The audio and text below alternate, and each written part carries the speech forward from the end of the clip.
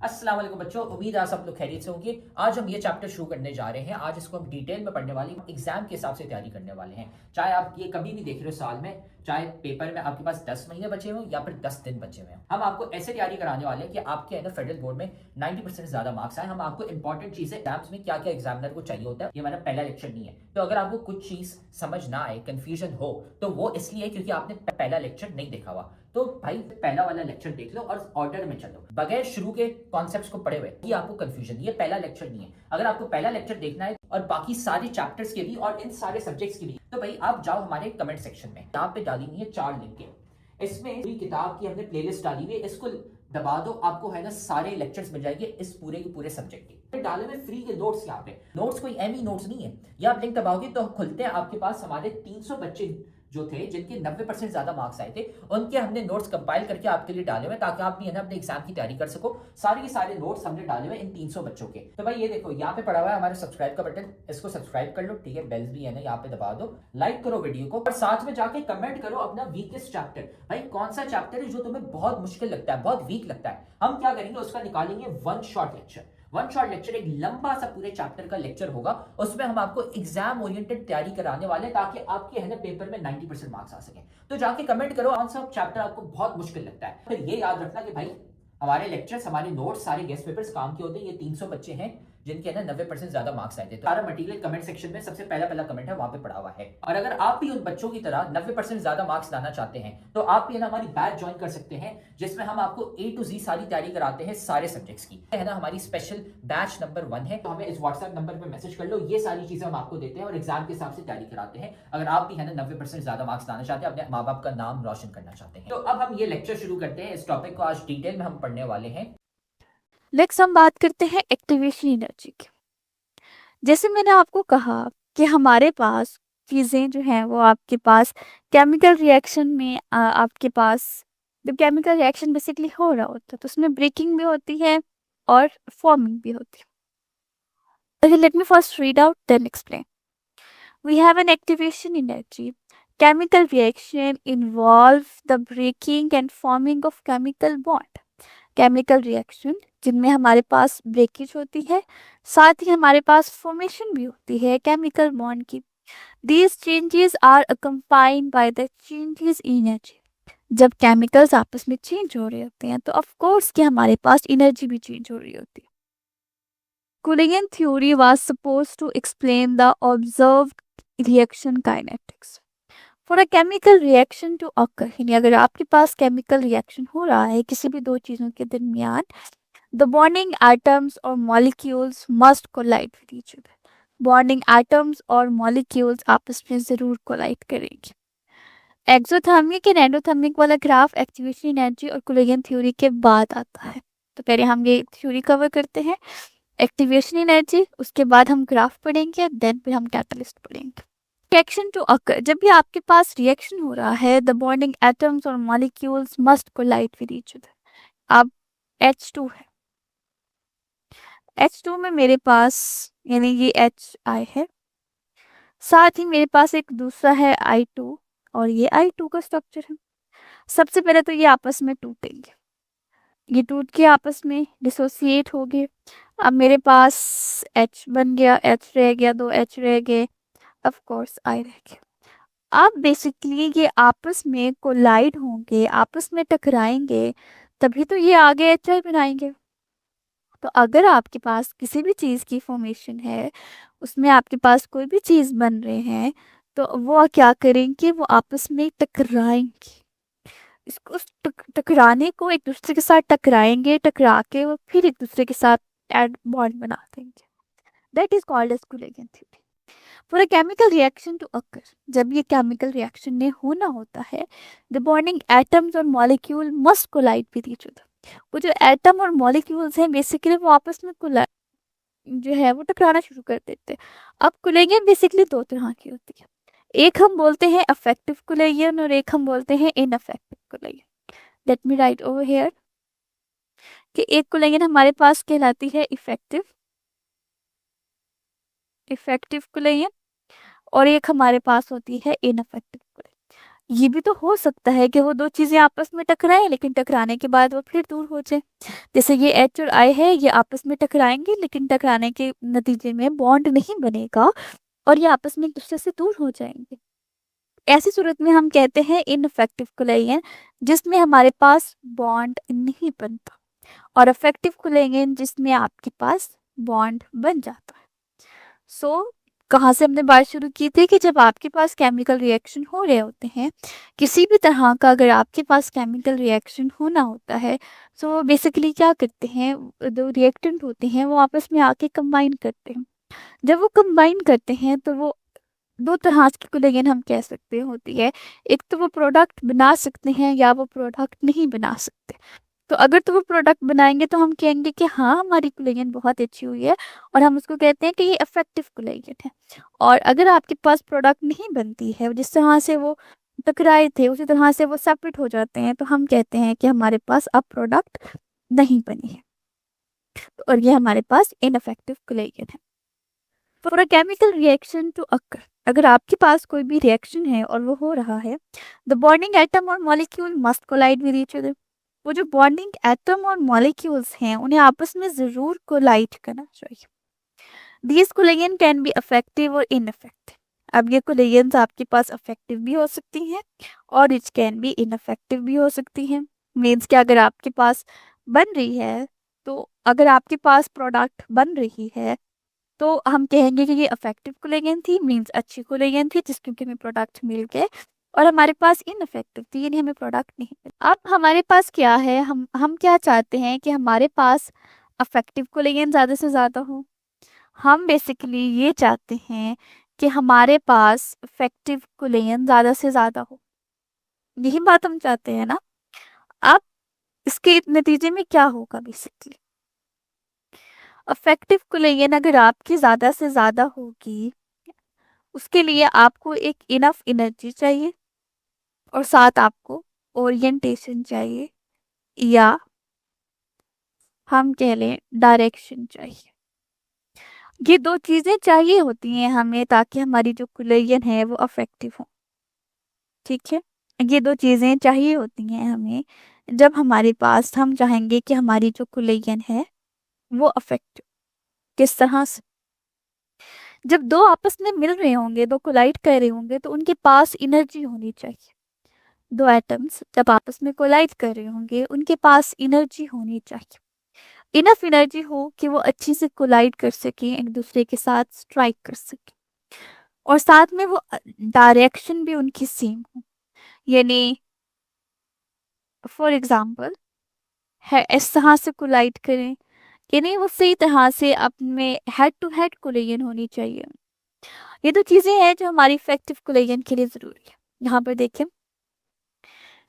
These कोलिगन्स can be effective और ineffective. ये जो कोलिगन्स हैं ये अफेक्टिव भी हो सकती हैं और इनइफेक्टिव। वो किस बात पे डिपेंड करती हैं, 2 बातों पे, डिपेंडिंग अपॉन द एनर्जी, कि जो आपके पास कोलाइडिंग पार्टिकल्स, यानी जो पार्टिकल्स आपस में कोलाइड करने वाले हैं उनकी एनर्जी, एंड डायरेक्शन, उनके डायरेक्शन और एनर्जी पे डिपेंड करती है कि आपकी कोलिजन अच्छी है या नहीं है। अच्छी होने का क्या मतलब है कि उनमें आपके पास प्रोडक्ट बन रही है या नहीं बन रही। An effective collision can only occur, affective collision सिर्फ तभी होगी if the energy of the colliding particle, जब आपके पास जो कोलाइडिंग पार्टिकल्स की एनर्जी है। N effective collision can only occur, effective collision सिर्फ तब होगी if the energy of the colliding particle is high enough, कि जो कोलाइडिंग पार्टिकल की एनर्जी है वो इतनी हाई होगी to overcome the repulsion between the electrons around the reacting particles.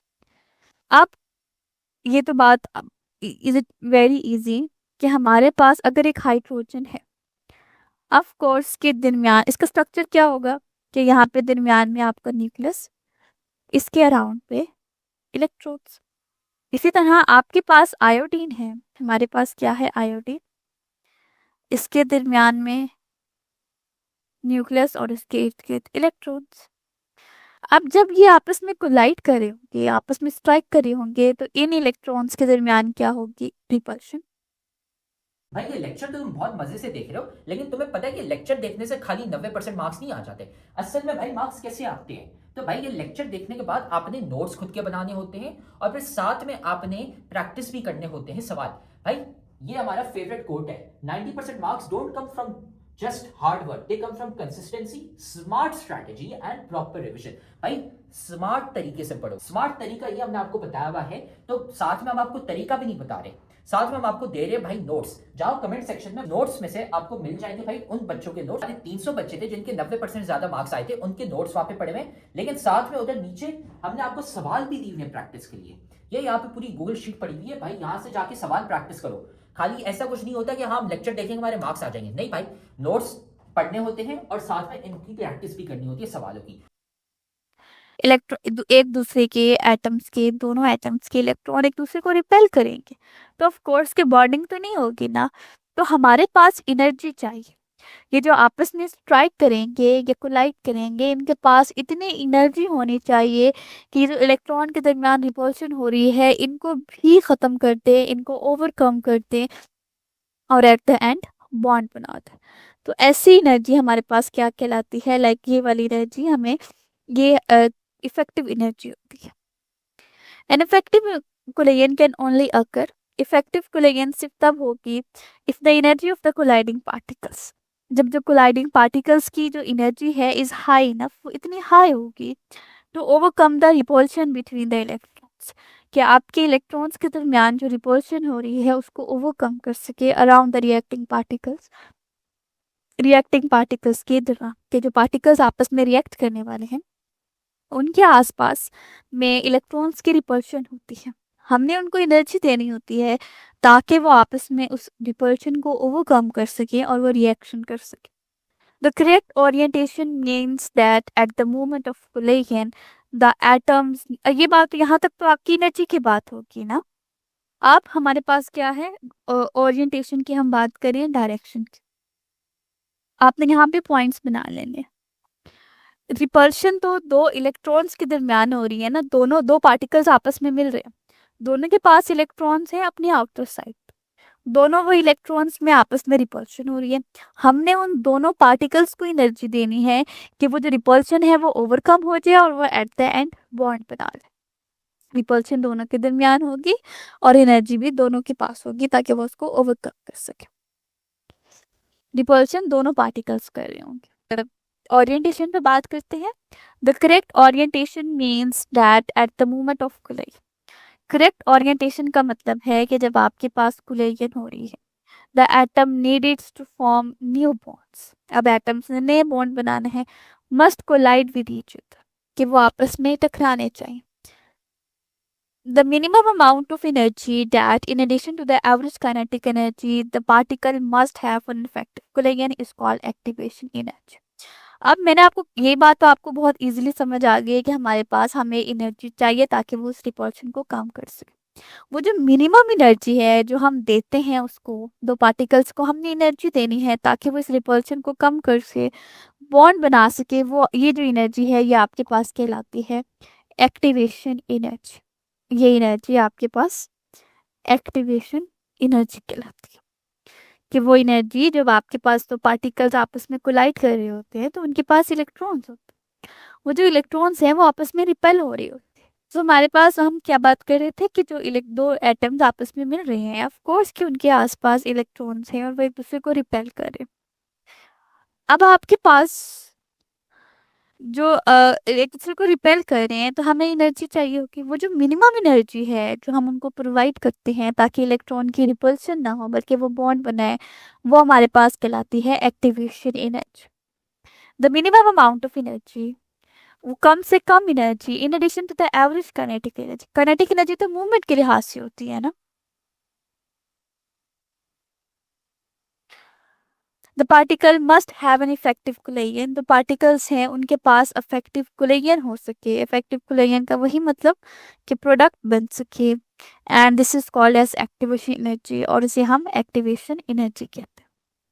No reaction occur, कोई रिएक्शन नहीं होगा if the energy of the reacting particle is lower, अगर तो हमारे पास जो एनर्जी है वो कम होगी। Thus, the speed of the reaction depends upon this activation energy. The speed of the reaction है वो हमारे पास क्या होगी, एक्टिवेशन एनर्जी पे डिपेंड करेगी। जितनी ज़्यादा आप एनर्जी देंगे जितनी ज़्यादा आप एनर्जी देंगे उस ज़्यादा उतनी ज़्यादा तेज़ी से आपका रिएक्शन होगा। The higher the activation energy, आपकी एक्टिवेशन एनर्जी जितनी हायर होगी रिएक्शन का रेट उतना कम होगा, क्योंकि रिएक्शन जल्दी जल्दी परफॉर्म हो रहा है। अब यहाँ पे उन्होंने क्या बनाया है, यहाँ पे इफेक्टिव और इनइफेक्टिव कोलाजन के बारे में उन्होंने बताया है ओरिएंटेशन के लिहाज से। सो ये आपके पास जैसे एच आई के एग्जाम्पल आप ले लें, ये दो पार्टिकल्स हैं और साथ ही ये दो पार्टिकल्स। अब इन्होंने आपस में आकर टकरा रहे हैं तो ऑफ कोर्स कि आपके पास ये इनअफेक्टिव कोलिजन है, इसकी डायरेक्शन अच्छी नहीं। लेकिन अगर सिमिलर पार्टिकल्स पैरेलल लाइनिंग में आकर कंबाइन होंगे तो इनके दरमियान बॉन्ड बनेगा और हम कहेंगे कि ये हमारे पास अफेक्टिव कोलिजन है। अब हम ग्राफ पे बात कर लेते हैं। हमारे पास रिएक्टेंट होगा और रिएक्टेंट की आपके पास एनर्जी है, रिएक्टेंट की एनर्जी है, ये वो जो रिएक्टेंट की एनर्जी है, अब हमें उसको एनर्जी देनी पड़ेगी। वो रिएक्टेंट आपस में कंबाइन करेंगे, हमें उसको एनर्जी देनी पड़ेगी। ये जो एनर्जी हम देंगे हाई एनर्जी, ये हमारे पास क्या कहलाएगी, एक्टिवेशन एनर्जी। ये जो एनर्जी हम देंगे ये हमारे पास कहलाएगी एक्टिवेशन एनर्जी। आप एनर्जी दोगे, उसके बाद ऑफ कोर्स की जो प्रोडक्ट की एनर्जी है वो कम हो तो ये नीचे आ जाएगा आपके पास, यहाँ पर आप इस एनर्जी लेवल पे आपके प्रोडक्ट्स, तो ये हमारे पास होगा एक्सोथर्मिक का ग्राफ। लेट मी राइट कि आपके पास एक्सोथर्मिक में यानी ऐसी रिएक्शन जहाँ पर एनर्जी रिलीज हो रही है, तो हमारे पास रिएक्टेंट्स होंगे, रिएक्टेंट्स की एनर्जी लेवल है, उनको हमने एनर्जी दी, एक्टिवेशन एनर्जी दी ताकि वो कोलाइड करे, कोलाइड करके वो प्रोडक्ट बने। जब वो प्रोडक्ट बनाएंगे तो ऑफ कोर्स के प्रोडक्ट का एनर्जी लेवल कम होगा तो प्रोडक्ट नीचे आ जाएंगे और जो सारी एनर्जी है बेसिकली ये फिर रिलीज होगी। ये जो एनर्जी है सारी ये बेसिकली रिलीज हो जाएगी। ये आपका ग्राफ, ये वाला ग्राफ है एक्टिवेशन एनर्जी वाला।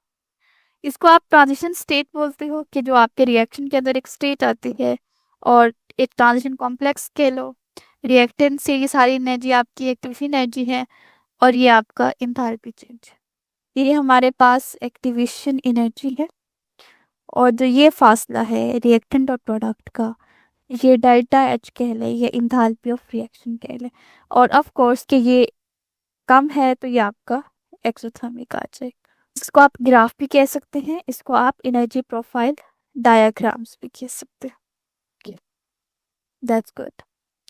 ये अब हमने क्या बात कर ली कि we had talk about activation energy, energy profile diagrams. ये अगर वो डायरेक्शन के बारे में आपसे पूछे तो ये आपके पास आ जाता है। नेक्स्ट कैटलिस्ट क्या होता है, कैटलिस्ट का क्या काम है, वो जो एनर्जी है ना वो उसको कम कर देता है। यानी आपको एनर्जी चाहिए कि वो ओवरकम हो सके और आपके पास ट्रांजिशन स्टेट आप बन सके।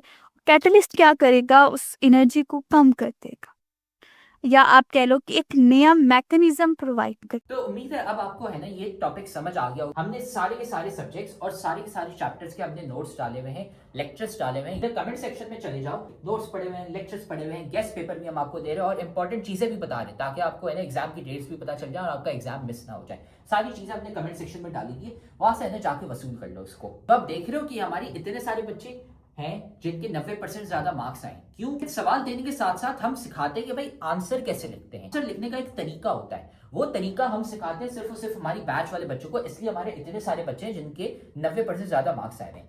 तो अगर आप भी हमारी बैच ज्वाइन करना चाहते हैं ताकि आपके भी 90% से ज्यादा मार्क्स आए तो हमारी बैच के लिए इस व्हाट्सएप नंबर पे हमें मैसेज कर लो, आपको ये सारी चीजें मिल जाएंगी। हम आपको सिखाएंगे कि भाई आंसर कैसे लिखते हैं। टॉपर बच्चे जो 90% ज्यादा मार्क्स लाते हैं वो आंसर कैसे लिखते हैं ताकि एग्जामिनर मार्क्स काट ही ना सके, ताकि वो एग्जामिनर बोले भाई ये लो फुल मार्क्स। हमें इस व्हाट्सएप नंबर पे मैसेज कर लो और हम आपको ऐड कर लेंगे हमारी बैच में, और फिर आप भी है ना 90% से ज्यादा मार्क्स ला सकते हैं।